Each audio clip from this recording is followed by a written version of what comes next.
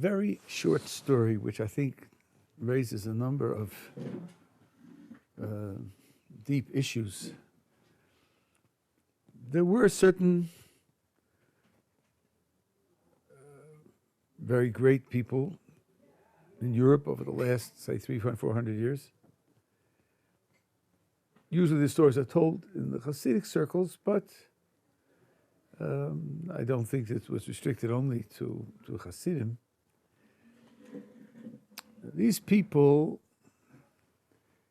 had an absolute principle of not having any money. And because they were recognized holy people, people used to come to them, and something that was very widely customary, if you want to earn merit for yourself, one thing you could do is give money to a holy person and tell him, I want you to do a mitzvah with that money, because I know that the mitzvah that you will do with that money will be much purer, much more elevated than the mitzvah I will do with that money. So you give him money, he distributes it to charity, or so forth and so on. So people did come and give him money. He had a rule that every night before he went to sleep, all the money was out of the house. That's all. He didn't go to sleep with money in the house. Once he couldn't sleep, and he searched the house. He found that somebody had received money on his behalf and didn't tell him about it. And it was put in one of the drawers, which wasn't usually used for that purpose. He found the money, and he got it out of the house, and then he was able to sleep. So this was this person's, I don't remember who it was, this was this person's practice. Absolutely no leftover money. This he did for years, as others did. At one point, he stopped doing it, and he gave no charity at all. For several months. People continued to come and present him with money, and it was stored away, but he didn't give anything out, nothing.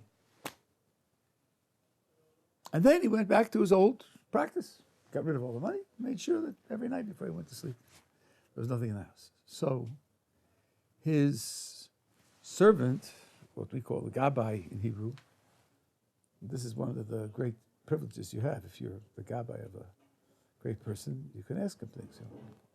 You can notice what he's doing over time, and when something happens you don't understand, you can ask him.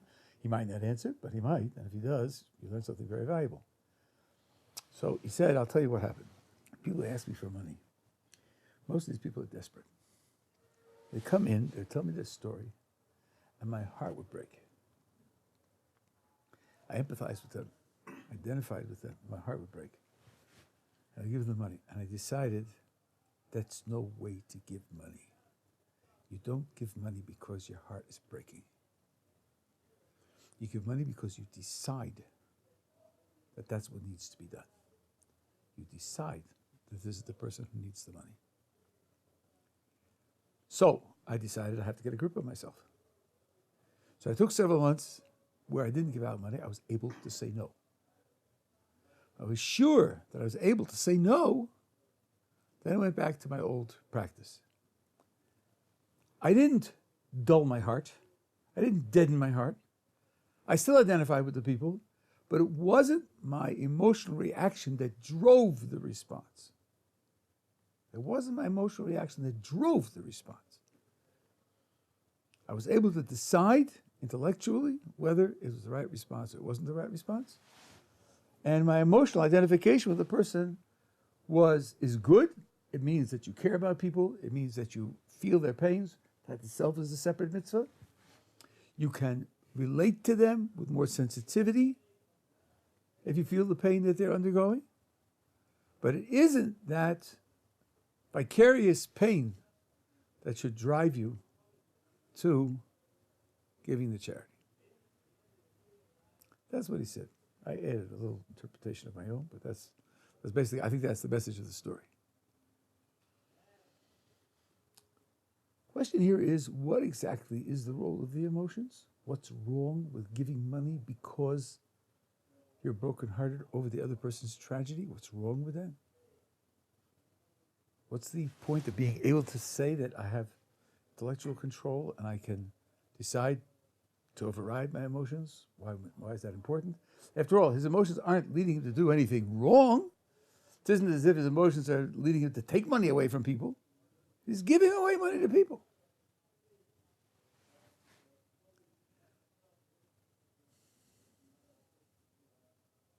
Can you think of a case where being brokenhearted over what you see as someone else's misfortune and therefore giving him money could lead you to do the wrong thing? If he uses it for something bad, for himself, if he's a drug addicted to something and he's asking for money, he's buying poison for himself. Okay, number one, the person can desire it. The question is, does he really need it? You can be brokenhearted over his pain, but it might be damaging to him to give him the money that he's asking for. And if you're being brokenhearted and empathizing with his pain leads you to ignore the consequences of giving it to him, then it can go very badly. It can go very badly. That's one possibility. Another possibility. You chose a very good one, very drastic one, a very extreme one. There are less extreme consequences, which I think are also bad consequences. You'll need a certain amount of money. How do you decide who should get more, who should get less? There's always more need than the resources that you have. If you simply respond to a person who's brokenhearted and give him what he needs, the next person who comes in who's brokenhearted won't have what he needs. How do you decide to apportion the money that you have? So again, identification is important and the sharing of emotions is important. But if that's what's moving you to give, you aren't going to be able to make distinctions. You're not going to be able to decide how to apportion the money that you're giving out. So you need both the intellectual evaluation and the emotional identification. Now this idea pushes even into more subtle areas. Maimonides asks, I'm going to open up another dimension. Maimonides asks, what's better? Let's say your charity account is $1,000 a month. You're doing well, big time, you're earning a lot of money. Every month, you give out $1,000. Is there any difference between giving out $1,000 to a worthy recipient, someone who really needs it, will use it well, versus giving 10 gifts of $100 to 10 worthy recipients each? Or 20 gifts of $50 to 20 worthy recipients, each of whom needs the $50 that you're giving? Is there any difference in principle between those cases? Yeah, there is. What's the difference? The difference is that if you give $1,000 to one person, it will help him much better than if you just give $100 to, I don't know, 10 people. But more people can be helped. One second. Let's start with his statement. Have you ever heard of what's called the marginal utility of money? I might have heard. It's the idea in economics. Right. The idea roughly is the more you have, the less each unit is worth. The less each unit is worth.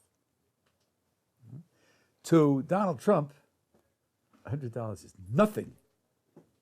You can't even see it. To me, frankly, if I get an extra $100, I'm very happy. I will use the $100 to buy things that are close to necessities. He has no need for necessities at all. All his necessities are taken care of. So his $100 can only buy another frill. So that argues against your point. Giving $100 to 10 people is more likely to buy them things that they really need than giving $1,000 to one person. If anything, giving $1,000 to one person is going to be worse. Now, it could be that he needs the person who needs 1,000 needs all of it on the par with the people who need the smaller sums.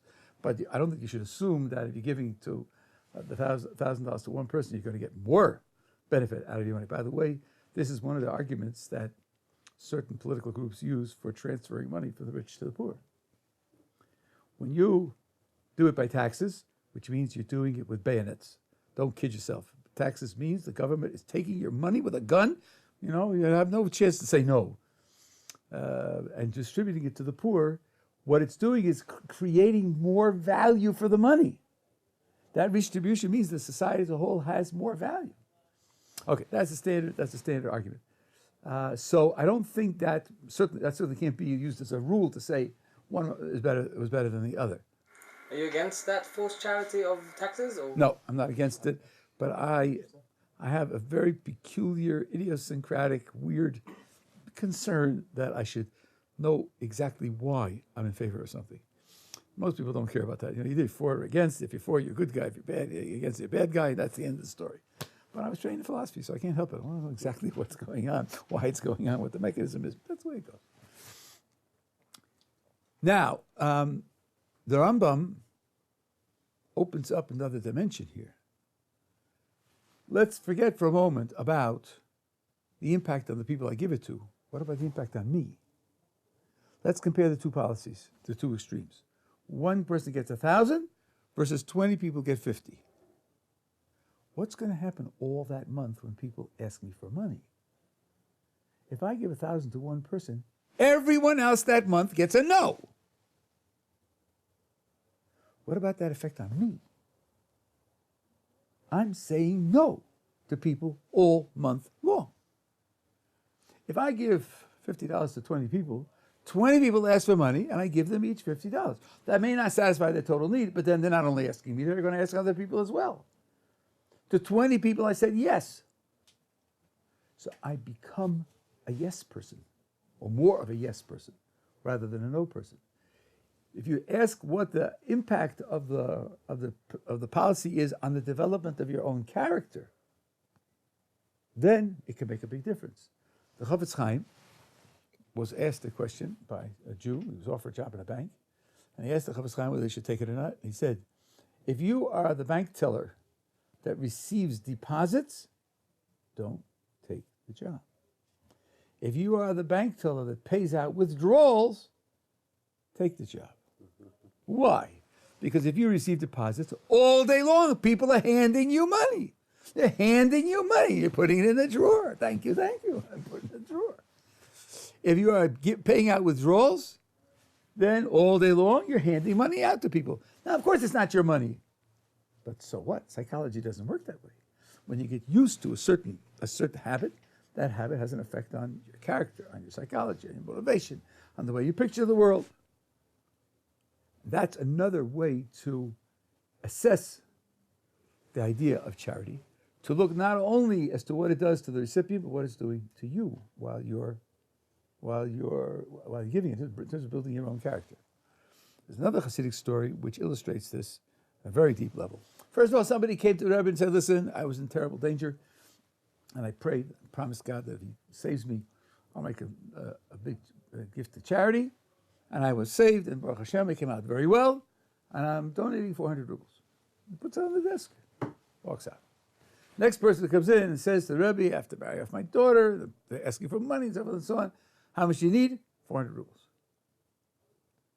So the Rabbi says, look, he just gave me 400. This guy needs exactly 400. So obviously, I'm just a transfer agent here. He gave him the 400 and said, thank you. And of course, the guy was overjoyed. He didn't expect to get all of it in one shot. 2 minutes later, the Rebbe sends out his gabbai, find that guy to whom I gave the 400 rubles, bring him back. Finds him, brings him back, and the Rebbe said, put the 400 rubles on the desk, puts it on the desk, and he says, go outside, wait. Waits a couple of hours, and the Rebbe calls him back in and says, take the 400 rubles. He takes it, goes. And of course, as I said before, the gabbai gets to ask questions. What happened here? You gave it to him, he called him back, and then waited 2 hours, gave it to him again. So Rabbi said, I'll tell you. I gave him the money, and then as he went out, I thought to myself, wait a minute. Instead of giving 400 rubles to one person, I could give 20 rubles to 20 people each. Maybe that's better. I called him back. I thought about it. And then I decided that, yes, I should give him the money, and I gave it back to him. So the guy said, okay, but How did you decide? How did you, what kind of analysis did you use to make up your mind? So I said, but I thought to myself, how did the idea of 2020 instead of 400 come to me? What was its formulation? And I realized the idea came to me like this. Don't give all 400 to one person. Better to give 20 gifts to 20. I realized the root of my thought, the root of my consideration was, don't give to him. I don't want to act on that root. I don't want to act on that root. A thought that starts with don't give, I don't want to reinforce that. I don't want that to be part of my character. As if he had thought, 400 rubles, look what 20 rubles each could do for 20 people. Look at the tremendous good that could do. That had been the source of the thought. And then he thinks, but then I'll have to take it back from him. And should I take it back or should I not? He might have gone ahead with it. But the source of the thought was, why should I give it all to one person? That means the source of it was, don't give. Here, this is a depth analysis. It's a depth analysis of the impact that the action has on the person's own character. This is the case of charity. That's why he gave it. Now, this opens up a whole philosophical discussion. We live in a world of other people. We have responsibilities. There's good and evil. There's benefit to people and damage to people. We naturally look at an action in terms of its consequences for other people, including my responsibilities. I'm a parent. I'm a teacher. I'm a friend. I've borrowed money, so I have to pay it back. What about character? One's own character. Does one have a responsibility for that? Does it make any difference what my psychology is, what my motivations are, what my priorities are? To make this question sharp, imagine two sets of character which give rise to exactly the same actions. Should one say, look, improving your character is important because people with better character do better actions, right?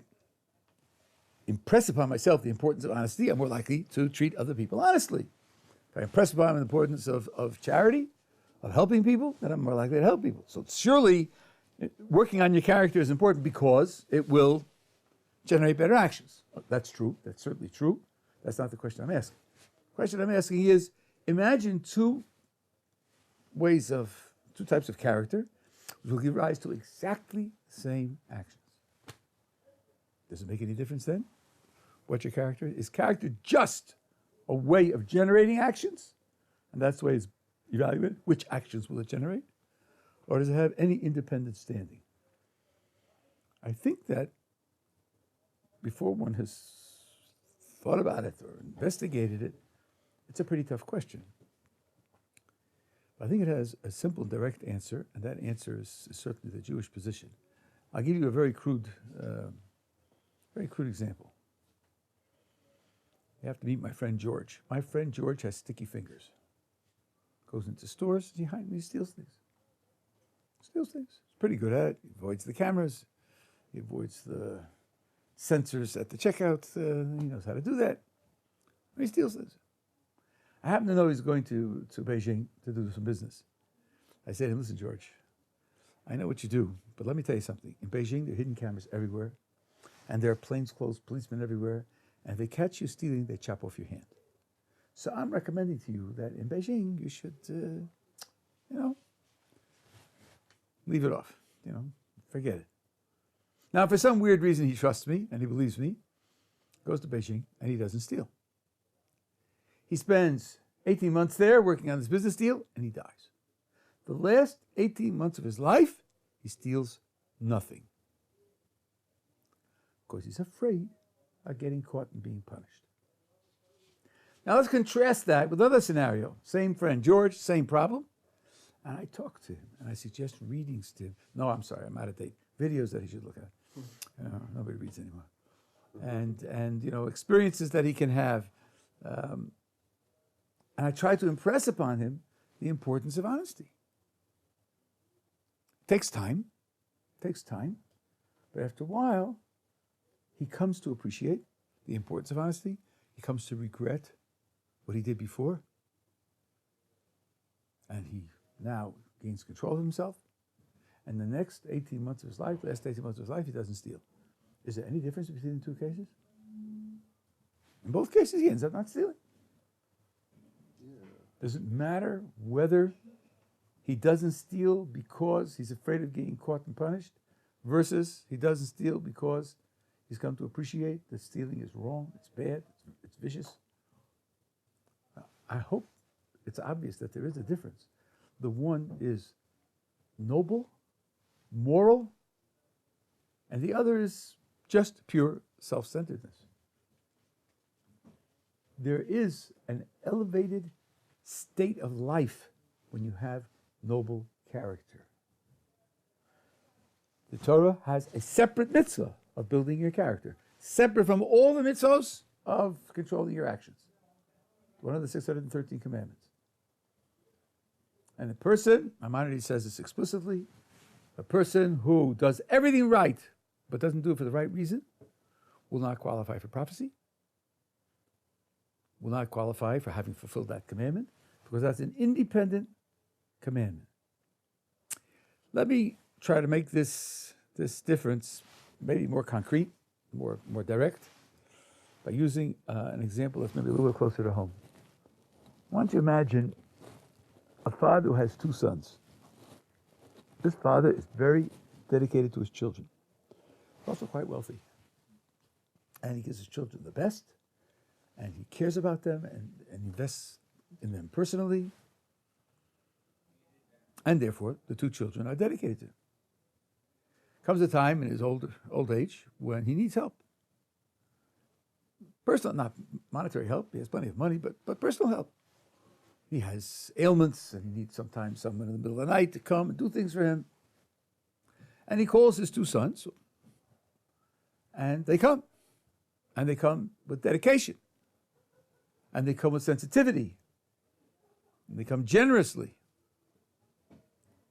But they come in two different ways. One son says, my father cares for me, invested in me, gave me the best. I owe him. I owe him. And I pay my debts. I fulfill my duties. And when he calls me, I'm going to pay him right. I'm going to do it right. I'm going to do it with a smile. I'm going to do it with a hug. I'll be there as instantly as I can. I'll tell him I appreciate the opportunity to help him. Please call me the next time you need help. I'm going to do it right because that's my duty and obligation. That's one son. The other son says, my father loves me. He loves me so much that he takes care of me and he cares about me. When I had pain, he shared my pain. When I have joy, he shares my joy. I love my father. I love my father. I hope he'll call tonight. I hope he'll call. The first son doesn't say that. The first son doesn't say, I hope he'll call. The first son says, I hope he won't call. I can use a good night's sleep. If he calls, he's going to get the best, because that's what I owe him. But I hope he won't call. And the second son says, I hope he'll call. Because since he loves me and I love him, an opportunity to show my love for him is precious to me. It's precious to me to be able to show him how much I love him. Now, the performance of each son is the same. When the father sees the son, he gets the same smile, the same hug, the same warmth, the same sensitivity. The father may not know what's motivating them. Now imagine the father comes to the end of his life and he somehow comes to understand the difference between the character of the two sons and the motivation of the two sons for what they do. Do you think that he'll feel that there's any difference between them? That he'll have any feelings of which one he appreciates more, which one he appreciates less? I hope it's pretty obvious. In a certain sense, the first son is a cripple. He's an emotional cripple. What? You don't love your father? After all the love he showered on you, you don't love him? Why not? There's something emotionally broken. If someone showers love upon you, only does good to you, and you don't love the person back, there's something dead inside. It's wonderful that you're dutiful, that you're respectful, that you fulfill your obligations. That's wonderful. I'm not taking away from that. But it's grotesque that you don't love, you don't respond to love with love. The service of the Son, who serves out of love, is much more precious to the Father than the one who serves merely out of duty to fulfill his obligation of debt for all the good that the Father has done to him. There's another illustration of where behind the actions there's character, and there is a natural care for the elevation of character, and the Torah, in fact, requires that. Now, this raises a little bit of a paradox. Of course, the analogy here is that we're serving God, and the question is how we serve God, what our motivation is for serving God. It raises a little bit of a paradox. The Talmud has a famous expression, "Lefum tzara agra," that the reward you get for serving God depends upon how much it costs you. The word in the Talmud is quite striking. It's pain. According to the amount of pain the service costs you, that's how much reward you get. The more pain, the more reward. Let's try that out. I mean, you can hear the intuitive. I mean, the more pain, that means the more you had to give up, the more you had to put up with in order to serve God. So you sacrificed more, and if you sacrificed more, then the service is more appreciated. That also is a reasonably intuitive idea. But let's try to put the two ideas together. Let's go back to the two sons, the one serving his father out of duty and obligation, the one serving out of love, and ask, which one has more pain in the service? Let's picture this.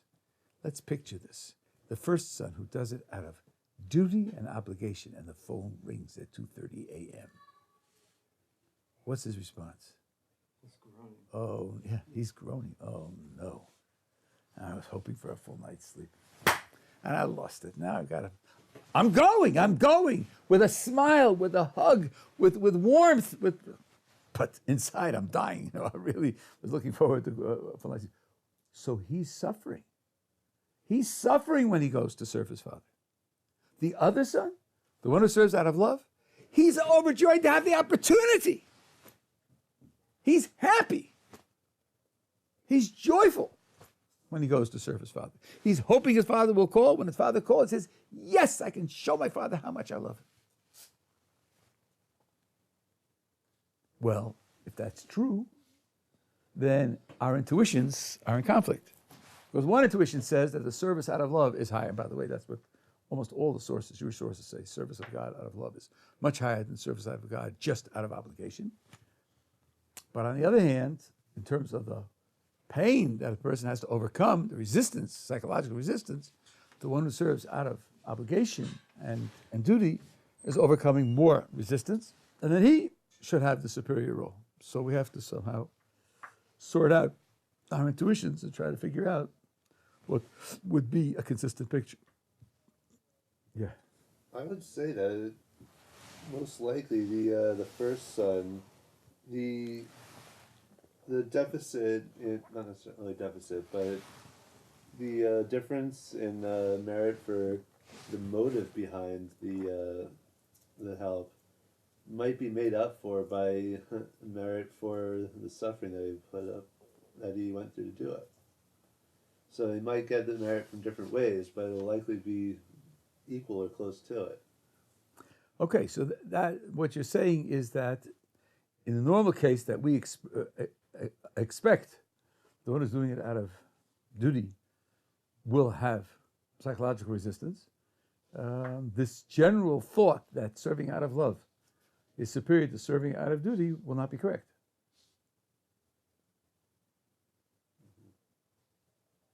Which could be. I have mentioned to some of you that when you have general statements in our literature, they very often have exceptions, and that wouldn't be a reason to just simply reject your idea. if we could find an idea which preserved the superiority of love over duty, maybe that would be something worthwhile to do. So I'm not rejecting your idea, but see if maybe we could try to do it another way in addition. You got an idea? Yeah, and if we, for example, speak on behalf of this first son who feels duty instead of love, and if, for example, at one moment he understands that he's doing something wrong, is it possible to, for example, develop a feeling of love inside yourself? For example, he understands that he's feeling only some duty but not really love to his father, but he wants to understand that, no, I want to love him. Is it possible to develop this feeling of love inside yourself to your father if you don't feel it?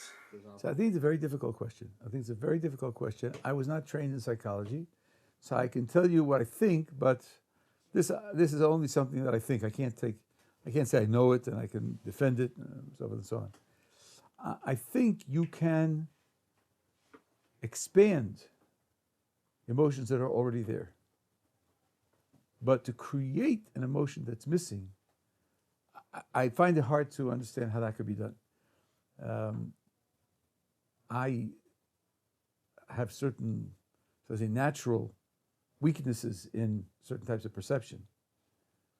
And my wife, who's much sharper than I am, has improved my perception. Because she trained me to look for certain cues, and she trained me to pay attention to contrasts, which I didn't imagine, and then my perception actually improved. I can't imagine that happening to a person who's colorblind. Learning to see green, learning to see blue. He sees black, white, and gray. That's all he sees. The blue and the green aren't there. There is something called a sociopath. A sociopath is a person, I'll just illustrate. The sociopath says, so I have this knife. I need to put this knife down. Where should I put it? Well, I could stick it into the table, or I could stick it to his arm. Now, I know from experience that when I stick it into his arm, there's a lot of yelling, and there's blood that stains everything, so that's not nice, and so forth and so on. But on the other hand, if I stick it into the table, I'm going to make a nick in the table. So just considering where to put it down. The fact that the other guy's in pain doesn't register. It doesn't register. His pain is like not on his screen. It's like being colorblind. A sociopath can do terrible things. But it's because he's got a block where other people's pain just doesn't register. Now, what am I going to do? Teach him? Let him read stories that he can identify with and have vicarious pain and so forth and so on? It's not on his screen. So I think that if it's not there at all, if the person's really crippled, then it's just, he can't do it. But by the way, I mean, this is part of your question, I think. Let's suppose he's crippled. That means he's not responsible for the lower grade of service that he's providing. That doesn't mean it's not lower grade. This is a very important point. The fact that a person can't help himself doesn't mean he's equal to everybody else. On the contrary, he may be in a position where he can't help himself and therefore is suffering a disability, and he deserves pity, and we should do research to try to help change his situation so he'll be more functional. The fact that he's not responsible just means we shouldn't condemn him, we shouldn't punish him, but doesn't make him equal to everybody else. The person who's colorblind can't help it. So we say, colorblind people are equal to color-sighted people, and therefore nothing should be done to try to help them? Of course not. That's ridiculous. So if he's deprived of the emotion of love, he can't feel it at all.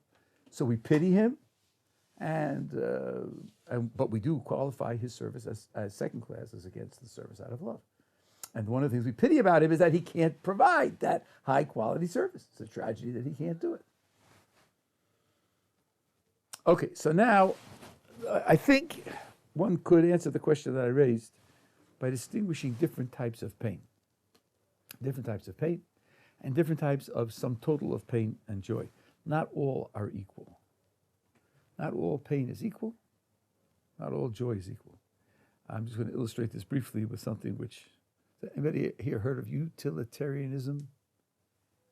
Hedonism, where pleasure is the only good. Utilitarianism says you should do the greatest good to the greatest number of people. So the typical attitude is, okay, I could do A or B. If I do A, what's going to happen? Some people will be happy, some people are less happy. Some people will be in pain. If I do B, different groups of people. Some are happy, some are less happy, some are in pain. Sum it up. And when you act in such a way as to maximize happiness over pain for the people that you affect. That's the idea. It's wrong for various reasons. I'm not going to that now. What I want to illustrate is some people have a critique of this idea, which I think is very, very important, very deep. Not all pleasure counts. Not all pleasure counts. Let's take the pleasure of a sadist. He gets pleasure out of torturing other people. Should I count his pleasure? So if I do A, these and these people are going to be happy, including the sadist, because when I do A, I'm going to deliver him a victim. And he's going to be happy. So I'm creating happiness. Many people say the happiness of a sadist is immoral. It counts against the action. It doesn't count for the action. Not all happiness is the same. Not all pain is the same. Depends upon its moral stature. Okay, now let's go back to our situation. The son who does it out of duty is disturbed in the middle of his sleep, and he has to give up his sleep and go out. It's raining, and and it's sleeting, and he's going to get wet and cold and so forth and so on. Is the son who is going out of love not getting wet, not getting cold, not suffering from the sleet? Sure he is. He just takes it in a different way. It has a different meaning for him. Because he's overjoyed with the opportunity to show his love for his father, these things are taken in stride, so to speak. Yes, there might even be a struggle if there was serious pain involved in doing it. In addition to facing the same pain, he has a positive motivation. That means his balance is going to be a balance of less pain. But it's a balance of less pain not because the pain isn't there, but the pain is accompanied by the joy. I'll give you an example. If you participate in serious sports, I don't necessarily mean professional sports, but serious sports. I competed in high school and in college. You will experience pain. There is no serious sport without pain. Training is painful, and competition is painful. How do you look at it? Does anybody say, you guys are masochists, you're sick. You're volunteering for pain? Something wrong with you. Nobody says that. Why don't they say that? Why don't they say that? Because it's football. We're playing football. And football, it's a game of skill, and there's a thrill of winning, and it's worth it. The pain is worth it because it delivers something that's more important than the pain. Not that the pain isn't there. It's worth it. Take the same pain and just tie a guy up and torture him to the same extent of pain. That's a crime. It's a crime. It's a tragedy. So it isn't as if you don't feel the pain and face the pain. It's just its meaning for you. Its psychological impact on you is different because of where you're coming from. I think that's the idea. L'fum tzara agra means that the more pain you have, the more reward you'll get when the pain is legitimate pain. When the pain itself isn't automatically the result of a spiritual failure. But if the pain that a person has is due to a spiritual failure, the increase of that pain isn't going to increase his reward. If his spiritual state is healthy and he overcomes pain in order to do what he knows is spiritually right, and that means that he has a joy in doing it because of the spiritual rightness of what he's doing, then he will get additional reward for the fact that doing what's spiritually right cost him pain, as against doing what's spiritually right, it doesn't cost any pain, which sometimes happens. But if the pain comes from a spiritual deficit, then it might not count in that way. I want to illustrate this with a statement in Pirkei Avos. I'm going to tell you something now which, if you repeat it to other people, they won't believe it. And I think what you have to do, if you repeat it to other people, they don't believe it, is say to them, take out the book and take a look. There is a mission in Pirkei Avos. Pirkei Avos, the chapters of the fathers, is very widely read, and people are very familiar with it. And this is one of the most famous. It is Schar Mitzvah Mitzvah. The simple 3 words. The simple translation of that is the reward of a mitzvah is a mitzvah. The Bartanura, the classical commentator of the Mishnah, has two explanations of that Mishnah. The truth is that simple Mishnah of 3 words is ambiguous. It can be read 2 different ways, and for those who know a little bit about language, it's syntactically ambiguous. The grammar of the sentence is ambiguous. It can be read in 2 different ways. Here's the way that everybody knows. It's the first interpretation of the Bartanura. The reward of a mitzvah. You don't know what the reward of a mitzvah is. You may have ideas. You don't appreciate it. I'm going to tell you a surprise. You know what the reward of a mitzvah is? Another mitzvah. That's what it is. Surprise. Surprise, surprise. The reward of doing a mitzvah is the opportunity to do another mitzvah. That's the first common, well-known way to take it. The other way to take it is this way. Reward of a mitzvah, you know what a reward of a mitzvah is. Everybody knows. You can get pleasure from doing a mitzvah. You can get satisfaction from doing a mitzvah. The pleasure and satisfaction of doing the mitzvah is the reward. Now here comes the news. The news is that the pleasure and satisfaction you get from doing the mitzvah is also mitzvah. It also counts as mitzvah. And the Bartanura says you get double reward. Double reward. You get reward for doing the mitzvah, and you get reward for the pleasure, enjoyment that you have in doing the mitzvah. That's what he says. Tell the second. No one knows the second interpretation. No one. Almost no one knows the second interpretation. And I say, if you tell that to people, they won't believe it. And you tell them, okay, let's open it up and look at it in Hebrew and read it, and you'll see it. Now, that's what it says. When I first read that, I thought to myself, what is going on here? The pleasure, the enjoyment, the benefit that I get from doing the mitzvah is more mitzvah, and I get more reward for it, let's say, in the world to come. But look, let's say I'm doing a mitzvah and I'm getting paid for it. Am I really supposed to think that since I'm getting paid for it, I'm going to get more reward? That's nuts. That's nuts. The best I can do, I have asked scholars about this, and they tend to agree with me. The best I can do is to say that that's what the Bartanura is talking about. He's talking about serving God out of love. When you serve God out of love, in addition to the mitzvah, there's the joy of showing your love to God. The opportunity to show God how much I love Him. That is joyful. And that joy earns me extra reward because I'm doing the highest quality mitzvah. I'm doing the mitzvah out of love. So that's a source for the idea that I'm saying. So that is not going to detract from the mitzvah. The fact that I have joy in doing it, which means overall psychologically it's easier for me, that's not going to detract from the mitzvah. And as far as the idea of the more pain you have in doing the mitzvah, the more reward you have for it, that's true in addition. Of course, overall, I'm going to be joyful in doing it, but I might have to slog through the mud to do it. And slogging through the mud is not pleasant. That part will give me extra reward. Is there a separate mitzvah of loving Hashem? Yes. So couldn't that be like part of it, that you're doing, while you're doing that mitzvah, you're also doing the mitzvah of loving Hashem? Or... I think what you're saying is right, but it doesn't fully explain this aspect of it, because first of all, no one puts it that way. No one talks about serving God out of love as superior because you get 2 mitzvahs rather than 1, and that would be the simplest explanation. So that it certainly ought to be expressed that way.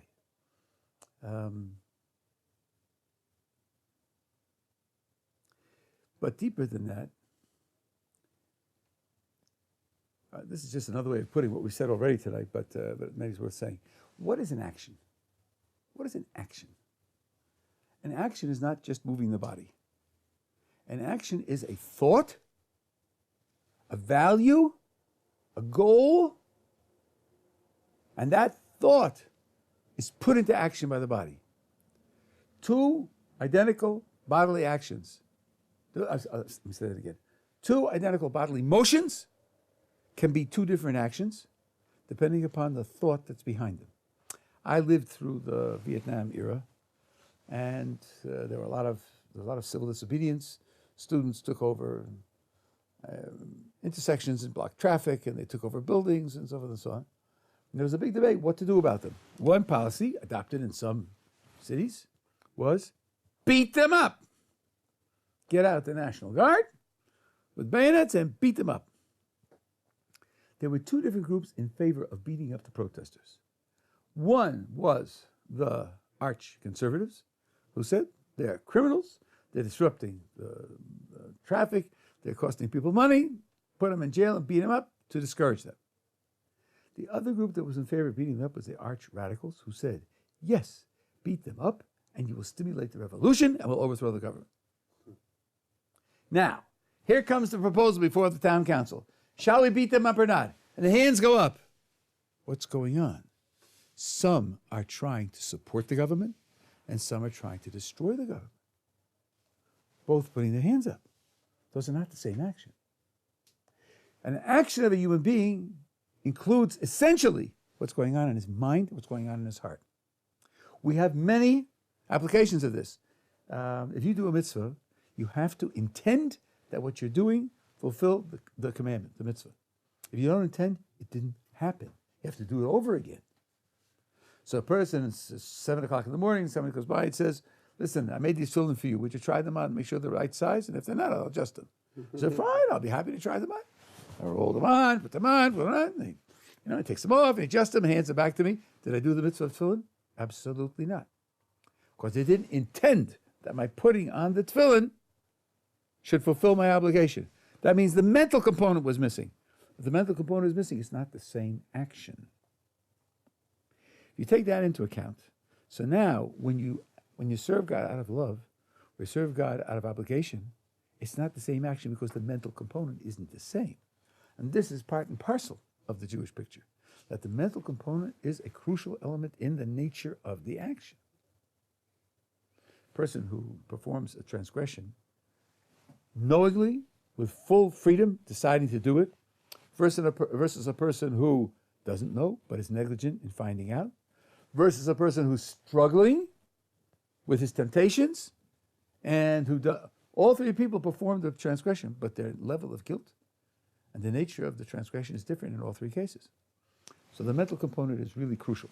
Now, what we're talking about here in terms of motivation is part of the mental component. So it can't be just a matter of getting another mitzvah on the roster. It's the quality of the action itself.